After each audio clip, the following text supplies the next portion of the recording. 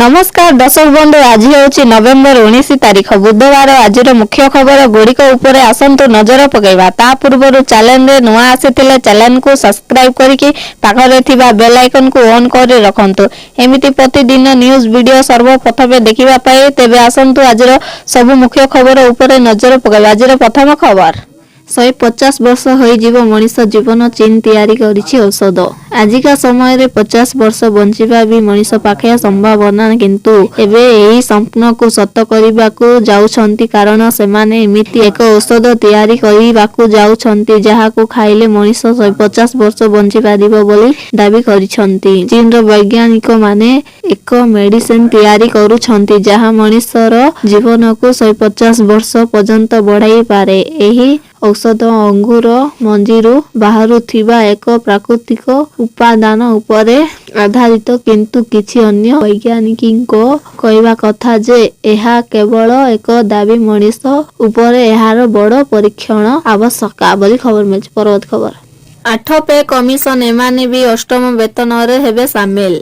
केंद्र कैबिनेट अष्टम वेतन कमिशन पाई को अनुमोदन करिबा परे प्रक्रिया को आगो को बढ़ाइबा पाई कार्य आरंभ होईछि। टीओआर हेछि जस्टिस रंजना प्रकाश देसाई को अध्यक्षता रे एक 3 सदस्य विशिष्ट कमिटी रिपोर्ट 18 मास मध्यरे प्रस्तुत हेबो बोली आशा करा जाईछि।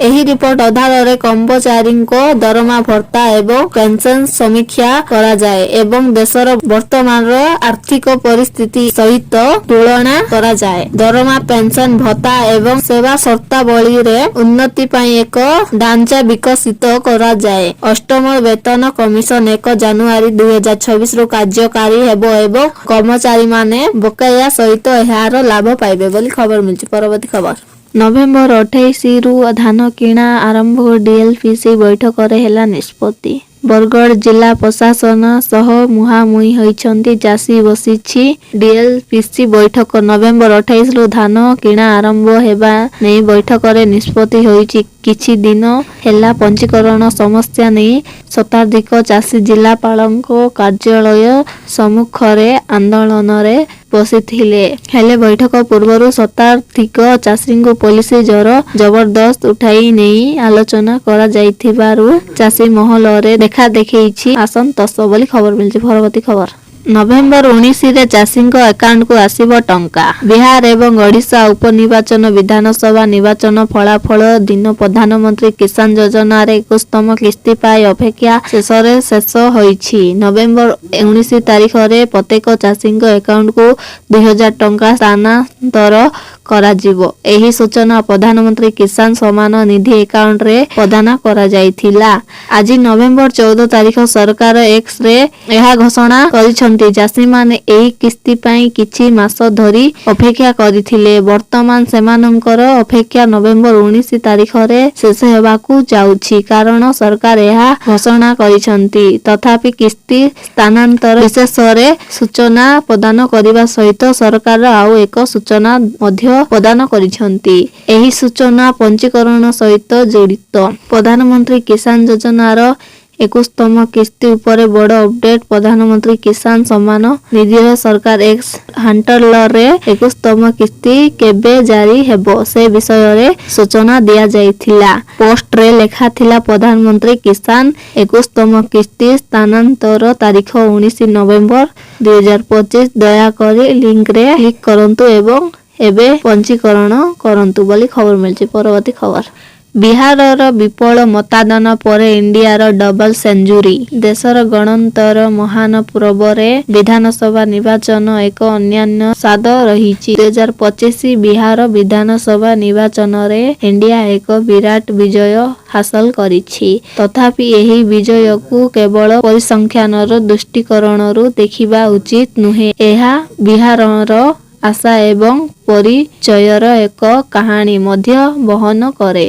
ଏହା କେବଳ ରାଜନେତାଙ୍କ ପାଇଁ ଏକ ବିଜୟ ନୁହେଁ, ଏହା ଭୋଟରଙ୍କ ବୁଝାମଣାର ମଧ୍ୟ ଏକ ପ୍ରତିଫଳନ। ନୀତିଶ କୁମାର ଏହି ନିର୍ବାଚନରେ ଜଣେ ପ୍ରମୁଖ ବିଜୟୀ ଭାବରେ ଉଭା ହୋଇଛନ୍ତି। ଏଥର ତାଙ୍କ ଆସନ ସଂଖ୍ୟା ପ୍ରାୟ ଦ୍ୱିଗୁଣିତ ହୋଇଛି। ତେବେ ଫଳାଫଳ ଗୁଡ଼ିକ ଗଭୀର ଭାବରେ ଦେଖିଲେ ଜଣା ପଡ଼ିବ ଯେ ଏଥର ଇଣ୍ଡିଆ ବିଜୟ ପଛରେ ମହିଳା ଭୋଟରଙ୍କର ବଡ଼ ଭୂମିକା ଅଛି। ସେମାନଙ୍କର ଅଭୂତପୂର୍ବ ମତଦାନ ସେମାନଙ୍କର ରାଜନୈତିକ ଅଂଶଗ୍ରହଣର ଏକ ନୂତନ କାହାଣୀ ବୋଲି ଖବର ମିଳିଛି। ପରବର୍ତ୍ତୀ ଖବର, ବାପାଙ୍କ ରେକର୍ଡ ଭାଙ୍ଗିଲେ ପୁଅ, ବିଜେପିରେ ମିଶି ପୁଅ ଇତିହାସ ରଚିଲେ।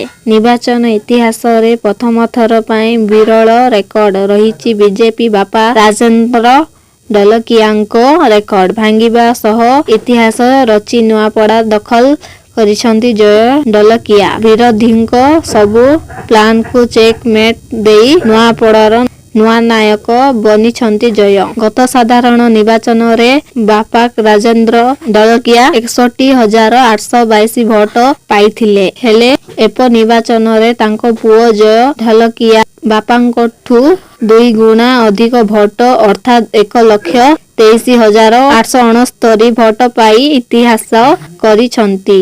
ଏପରିକି 83,748 ଭୋଟ ବ୍ୟବଧାନରେ ଜିତି ବିଜେଡି ଗଡ଼ରେ ପଦ୍ମ ଫୁଟାଇଛନ୍ତି ଜୁନିୟର ଢୋଲକିଆ ବୋଲି ଖବର ମିଳିଛି। ପରବର୍ତ୍ତୀ ଖବର, ଟ୍ରମ୍ପଙ୍କ ବଡ଼ ନିଷ୍ପତ୍ତି, 200ରୁ ଅଧିକ ସାମଗ୍ରୀ ହଟାଇଲେ ଶୁଳ୍କ। ଆମେରିକା ରାଷ୍ଟ୍ରପତି ଡୋନାଲ୍ଡ ଟ୍ରମ୍ପ ଦେଶର ଅନେକ ସାମଗ୍ରୀ ଉପରେ ଲାଗୁ ହୋଇଥିବା ଶୁଳ୍କ ସମ୍ପର୍କରେ ଏକ ପ୍ରମୁଖ ନିର୍ଦ୍ଦେଶ ଜାରି କରିଛନ୍ତି। ଟ୍ରମ୍ପ ଶୁକ୍ରବାର ଏକ କାର୍ଯ୍ୟନିର୍ବାହୀ ନିର୍ଦ୍ଦେଶରେ ସ୍ୱାକ୍ଷର କରିଛନ୍ତି, ଯାହା ଗହମ, କଫି ଏବଂ କ୍ରିପ୍ଟିକାଲ ଫଳ ସମେତ ଅନେକ ସାମଗ୍ରୀ ଉପରେ ଶୁଳ୍କ ଉଚ୍ଛେଦ କରିଥାଏ। ବୃଦ୍ଧି ପାଉଥିବା ମୂଲ୍ୟ ଏବଂ ମୁଦ୍ରାସ୍ଫୀତି ଦ୍ୱାରା କ୍ରମାଗତ ଭାବରେ ସମସ୍ୟାର ସମ୍ମୁଖୀନ ହେଉଥିବା ଗ୍ରାହକମାନଙ୍କ ଚାପର ପ୍ରତିକ୍ରିୟାରେ ଟ୍ରମ୍ପଙ୍କ ଏହି ପଦକ୍ଷେପ ଆସିଛି ବୋଲି ଖବର ମିଳିଛି। ପରବର୍ତ୍ତୀ ଖବର, ମାର୍ଚ୍ଚ 8 ତାରିଖରେ ମିଳିବ ସୁଭଦ୍ରା ଟଙ୍କା, ଏକାଥରେ 2ଟି କିସ୍ତିର ଟଙ୍କା ଦେବେ ସରକାର। ସୁଭଦ୍ରା ଯୋଜନାକୁ ନେଇ ଆସିଲା ବଡ଼ ଖବର। ମାର୍ଚ୍ଚ 8 ତାରିଖରେ ସୁଭଦ୍ରାର ନୂଆ ହିତାଧିକାରୀଙ୍କୁ ମିଳିବ ଟଙ୍କା। ଏକାବେଳେ ନୂଆ ହିତାଧିକାରୀଙ୍କୁ 2ଟି କିସ୍ତିର ଟଙ୍କା ଦେବେ ରାଜ୍ୟ ସରକାର। ଏନେଇ ଘୋଷଣା କଲେ ଉପମୁଖ୍ୟମନ୍ତ୍ରୀ ପ୍ରଭାତୀ ପରିଡ଼ା। କିସ୍ତି ଟଙ୍କା ପାଇବାକୁ ହେଲେ ଆଜିଠାରୁ ନୂଆ ହିତାଧିକାରୀଙ୍କୁ ଆବେଦନ କରିବାକୁ ପଡ଼ିବ। ଏହାସହ ଆଜିଠାରୁ ମାସେ ପର୍ଯ୍ୟନ୍ତ ସୁଭଦ୍ରା ପୋର୍ଟାଲରେ କରିହେବ ଆବେଦନ। ଯଦି ଦେଖିବା ପୁରୁଣା ହିତାଧିକାରୀ 2ଟି କିସ୍ତିର ଟଙ୍କା ପାଇନାହାନ୍ତି, ତୃତୀୟ କିସ୍ତି ଟଙ୍କା କେବେ ଆସିବ? ସରକାର ଏନେଇ ତାରିଖ ଘୋଷଣା କରି ନଥିବା ବେଳେ ମାର୍ଚ୍ଚରେ ତୃତୀୟ କିସ୍ତି ଆସିବ ବୋଲି କୁହାଯାଇଛି ବୋଲି ଖବର ମିଳିଛି।